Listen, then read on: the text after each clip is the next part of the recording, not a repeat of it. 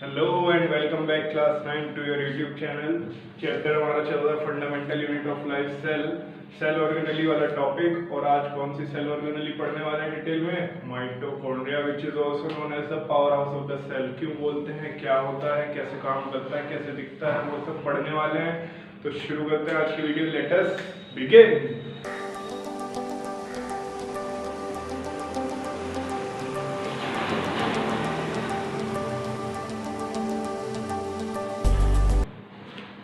तो देखो, माइटोकॉन्ड्रिया के बारे में डिटेल में पढ़ने जा रहे हैं। पहले देख लेते हैं कैसा दिखता है, क्या बोलते हैं और क्या क्या उसके पार्ट्स होते हैं, वो सब डिस्कस कर लेते हैं फटाफट से जल्दी। क्या बोलते हैं उसको? अगर मेरे पास एक ही माइटोकॉन्ड्रिया है, सेल के अंदर ना डिफरेंट माइटोकॉन्ड्रियाज होते हैं। अगर एक ही माइटोकॉन्ड्रिया की बात हो रही है, सिंगुलर फॉर्म है, तो it is known as mitochondrion. कई सारी बुक्स में ना आप माइटोकॉन्ड्रिया नहीं पढ़ोगे, आप वर्ड पढ़ोगे माइटोकॉन्ड्रियन। तो माइटोकॉन्ड्रियन वर्ड कहाँ से आ रहा है? जब अब एक माइटोकॉन्ड्रिया की बात करते हैं, मतलब डिफरेंट माइटोकॉन्ड्रियाज हैं, अलग अलग माइटोकॉन्ड्रियाज हैं।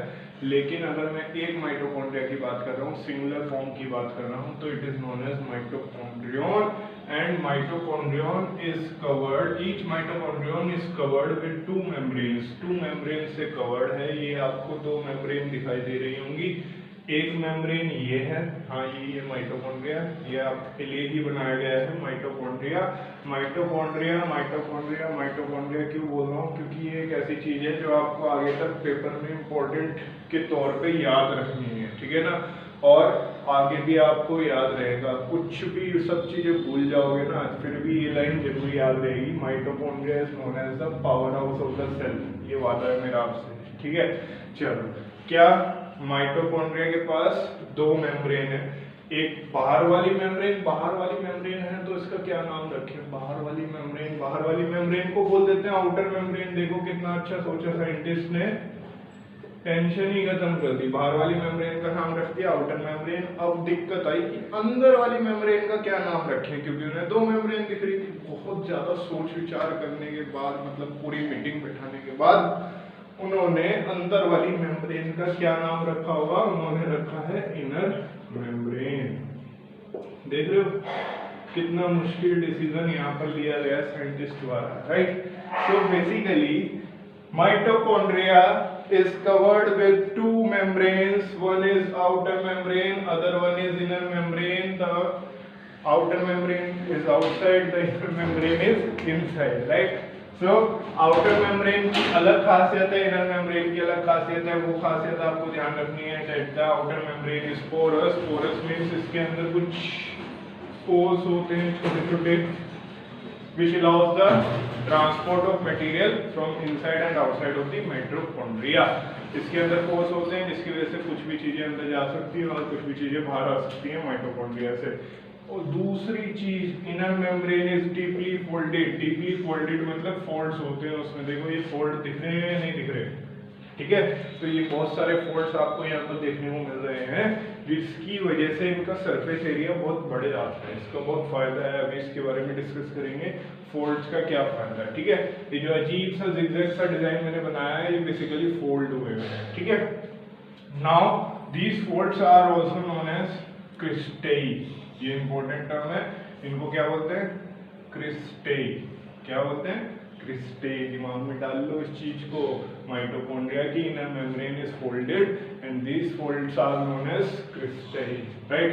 सो they have their own DNA. Next part पे आ रहा हूँ। अब तक मैंने सिर्फ आपको ये बताया कि एक सिंगल माइटोकॉन्ड्रिया है तो उसको माइटोकॉन्ड्रियन बोल देंगे। हर एक माइटोकॉन्ड्रियन के पास दो मेम्ब्रेन होती है, one is outer, other one is inner.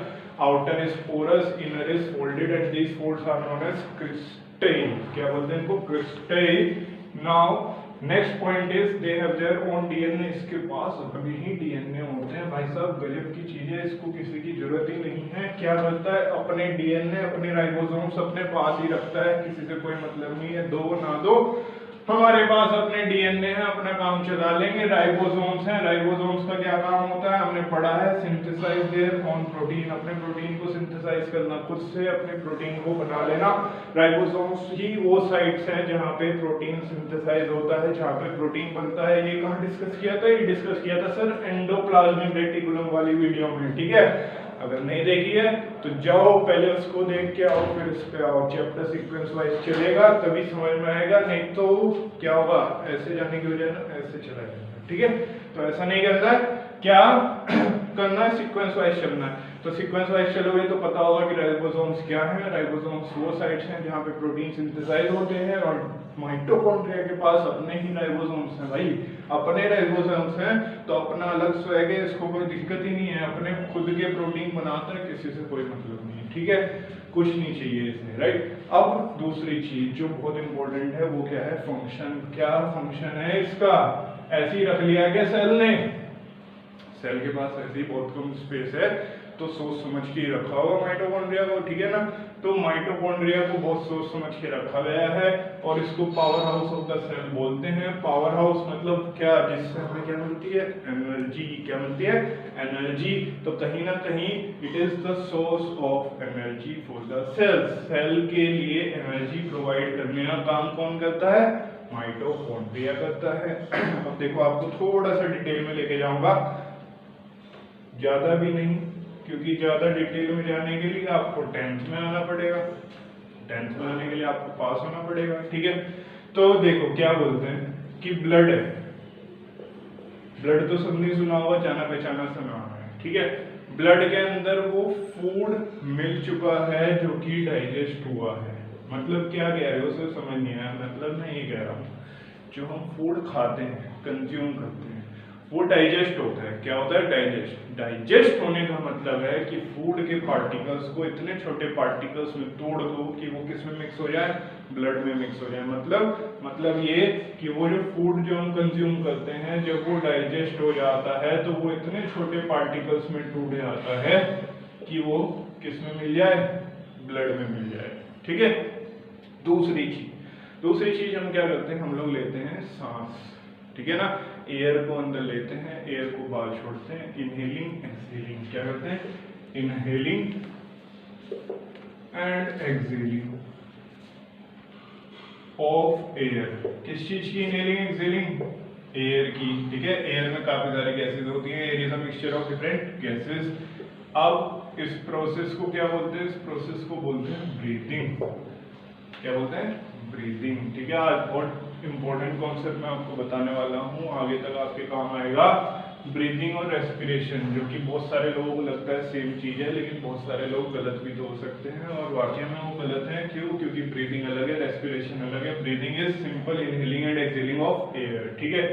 But main चीज क्या चाहिए हमें उसमें से? हमें चाहिए ऑक्सीजन, ठीक है। तो ब्लड के पास कुछ ऐसा होता है जिससे जब हम एयर को इनहेल करते हैं तो इन एयर के अंदर प्रेजेंट ऑक्सीजन को ब्लड खींच लेता है, यानी कि ब्लड के पास डाइजेस्टेड फूड तो था ही, अब क्या आ गया?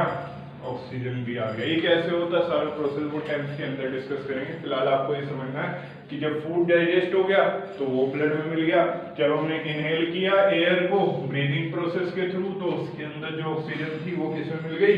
वो भी ब्लड में मिल गई। Now this digested food reacts with oxygen, oxygen के साथ रिएक्ट होगा। प्रोसेस का नाम ऑक्सीडेशन। जब भी कोई चीज ऑक्सीजन के साथ एडअप होती है तो उस प्रोसेस को क्या बोलते हैं? ऑक्सीडेशन बोलते हैं, ठीक है। ऑक्सीडेशन रिडक्शन रिएक्शंस होती हैं, ये भी 10th के अंदर बात करेंगे डिटेल में। मैं सिर्फ आपको एक हल्का सा आइडिया दे रहा हूँ कि बेसिकली हो क्या रहा है।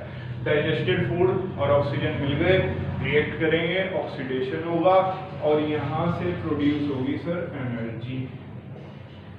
क्या प्रोड्यूस होगी? एनर्जी। और इस सारे प्रोसेस का नाम, डाइजेस्टेड फूड के साथ ऑक्सीजन का रिएक्ट करके एनर्जी को रिलीज करना, इस सारे प्रोसेस का नाम क्या है? Respiration. Respiration. So there is a huge difference between breathing and respiration. Breathing क्या है? Breathing is simple inhaling and exhaling of air. But air के अंदर जो ऑक्सीजन प्रेजेंट है उसको खींच लेता है ब्लड। जब लंग्स के अंदर होती है एयर तो उसको ब्लड खींच लेता है, और ब्लड के अंदर पहले से डाइजेस्टेड फूड था, वो दोनों रिएक्ट करते हैं ऑक्सीडेशन के प्रोसेस के थ्रू, और क्या रिलीज करते हैं, एनर्जी रिलीज करते हैं। Now the releasing of energy with the reaction of digested food and oxygen, this process is known as respiration. ठीक है, ये प्रोसेस क्या कहलाता है, रेस्पिरेशन कहलाता है। अब रेस्पिरेशन वाला जो प्रोसेस है जिससे क्या रिलीज हो रही है, एनर्जी। एनर्जी का कोई काम होता है, कभी सुना है एनर्जी का कोई काम है? बहुत सारा काम है, सारा काम ही एनर्जी का है। हम मूवमेंट कर पा रहे हैं, सोच पा रहे हैं, चल पा रहे हैं, सारी चीजें तो एनर्जी से हो रही हैं, ठीक है ना। तो ये एनर्जी यूज होती है सेल के द्वारा। किसके द्वारा? सेल के द्वारा। Energy is release during this process. कौन से प्रोसेस की बात हो रही है यहाँ पर? रेस्पिरेशन की। Which is used by cell, जो कि सेल यूज कर लेता है टू परफॉर्म डिफरेंट एक्टिविटीज, ताकि वो अपनी डिफरेंट एक्टिविटीज जो कि उसकी फिजिकल और केमिकल एक्टिविटीज हैं, सेल को जितना भी काम करना है उसको एनर्जी चाहिए। वो एनर्जी किस प्रोसेस के थ्रू रिलीज होती है? रेस्पिरेशन के प्रोसेस के थ्रू रिलीज होती है। ये एनर्जी रिलीज होती है in the form of ATP. ATP के बारे में भी बाद में पढ़ेंगे, ठीक है। बेसिकली क्या होता है, जैसे रुपीज होती है ना, यहाँ पे करेंसी क्या है, रुपीज है। कहीं और चले जाओ डॉलर हो जाएगी, ठीक है। तो कहीं और चले जाओ यूरोज हो जाएगी। तो बेसिकली क्या है तो वो मनी, बस हम उसको यूरो बोल रहे हैं, कभी डॉलर बोल रहे हैं, कभी रुपीज बोल रहे हैं। ऐसे ही यहाँ पे एनर्जी है, लेकिन उसकी करेंसी क्या है? ATP, adenosine triphosphate. Adenosine triphosphate 10th में आओगे तो और डिटेल में पढ़ाऊंगा। फिलहाल ये समझो कि इस प्रोसेस के थ्रू, कौन से प्रोसेस के थ्रू? रेस्पिरेशन के प्रोसेस के through energy is released which is used by cell use कर लेता है to perform different activities। अपनी जितनी भी एक्टिविटीज हैं, चाहे वो फिजिकल हो चाहे वो केमिकल हो, सारी एक्टिविटीज वो इस एनर्जी की हेल्प से कर पाता है, ठीक है। अब ये रेस्पिरेशन कहाँ हो रहा था? सेल के अंदर। तो इस रेस्पिरेशन को एक स्पेशल नाम दे दिया, सेलुलर रेस्पिरेशन। अंडरलाइन कर लेना, कॉपी पेन लेके बैठना होता है साथ में, ठीक है।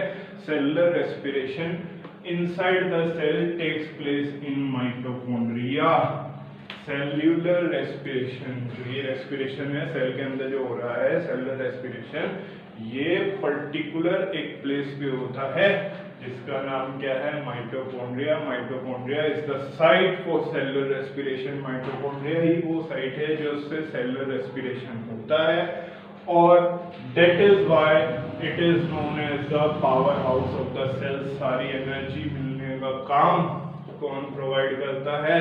माइटोकॉन्ड्रिया करता है, because mitochondria is the site for cellular respiration. सब कुछ भूल जाओगे, ये ध्यान रख लेना कि माइटोकॉन्ड्रिया ही वो साइट है, साइट मतलब जगह है जहां पर सेलुलर रेस्पिरेशन होता है, एंड रेस्पिरेशन ही वो प्रोसेस है जिससे एनर्जी मिलती है।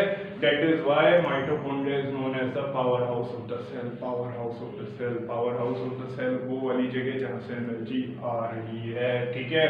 क्लियर है चीज? यहाँ पर मैंने एक बॉक्स में बंद करके लिखा हुआ है, इंपॉर्टेंट चीज है, आपको भी बॉक्स में बंद करके इसके ऊपर स्टार, डबल स्टार कुछ भी लगा देना। क्यों? क्योंकि ये 1 नंबर में क्वेश्चन में आता है और जनरली पूछा जाता है कि जो इनर मेम्ब्रेन है, ध्यान से देखो, इनर मेम्ब्रेन है वो फोल्डेड है। जब मैं उसको ओपन करके खींचूंगा तो वो ज्यादा बड़ी होगी as compare to outer membrane. Outer membrane पहले से ही स्ट्रेच्ड है, जितनी हो सकती थी वो पहले से स्ट्रेच है, but inner membrane is folded. जब मैं इसको ओपन करके निकालूंगा एक सेल का मर्डर करके, जब मैं उसमें से माइटोकॉन्ड्रिया निकालूंगा और उसकी इनर मेम्ब्रेन को स्ट्रेच करूंगा, ऐसा करना नहीं है, सिर्फ आपको समझाने के लिए बोल रहा हूँ, तो वो इनर मेम्ब्रेन का सरफेस एरिया ऑब्वियस सी बात है ज्यादा आएगा। तो surface area of inner membrane is greater than the surface area of outer membrane. Inner membrane का सरफेस एरिया आउटर मेम्ब्रेन की सरफेस एरिया से ज्यादा रहने वाला है। क्या इसका कोई बेनिफिट है? यस, इसका बहुत ज्यादा बेनिफिट है। जब सरफेस एरिया बढ़ जाता है तो सरफेस एरिया बढ़ने की वजह से जो सेलुलर रेस्पिरेशन हो रहा था वो भी बढ़ जाएगा। सेलुलर रेस्पिरेशन जो यहाँ पर अलग अलग जगह पर हो रहा था वो भी तो बढ़ जाएगा। क्यों? क्योंकि सरफेस एरिया बढ़ गया। देखो कितना सही खेल खेल गए ना, बनाने वाले ने कितना सही बनाया है डिजाइन, इनर मेम्ब्रेन को फोल्ड कर दिया ताकि क्या बढ़ जाए, सरफेस एरिया बढ़ जाए, और सरफेस एरिया बढ़ जाएगा सेलुलर रेस्पिरेशन जो पहले कम हो रहा था अब वो ज्यादा होने लगेगा। ठीक है, सरफेस एरिया पे ही तो डिपेंड कर रहा है ना भाई, उसे एरिया चाहिए सेलुलर रेस्पिरेशन को होने के लिए, कोई पर्टिकुलर साइज चाहिए, कोई जगह चाहिए, कोई एरिया चाहिए, तो एरिया बढ़ा दिया। एरिया कैसे बढ़ा दिया, फोल्ड बना लिया, और फोल्ड्स को क्या नाम दे दिया, क्रिस्टल। देखो कितना कूल समय में। ठीक है, तो मेरे ख्याल से अब तो माइटोकॉन्ड्रिया के बारे में सब कुछ समझ आ गया होगा। दो मेम्ब्रेन है इसके पास, एक आउटर एक inner. Outer membrane is porous, inner membrane is folded and folds are known as crystal. और उसके बाद आपको पता होना चाहिए कूल बंदा है, स्वैग है अपना, खुद के डीएनए, खुद के राइबोसोम्स, किसी से कोई मतलब नहीं, खुद का ही प्रोटीन सिंथेसाइज कर लेता है।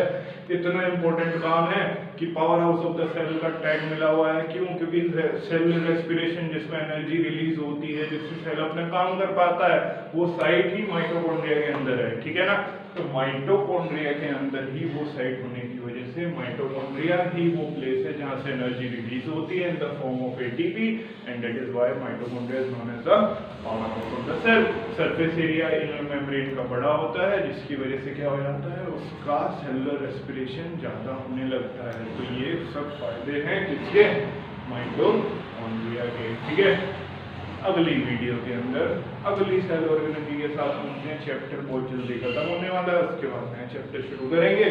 तब तक इस वीडियो को शेयर करो, अपनी पूरी की पूरी प्लेलिस्ट शेयर कर दो इसकी। ठीक है ना, फंडामेंटल यूनिट ऑफ लाइफ की, ताकि सबका भला हो। ठीक है, thank you, have a nice day.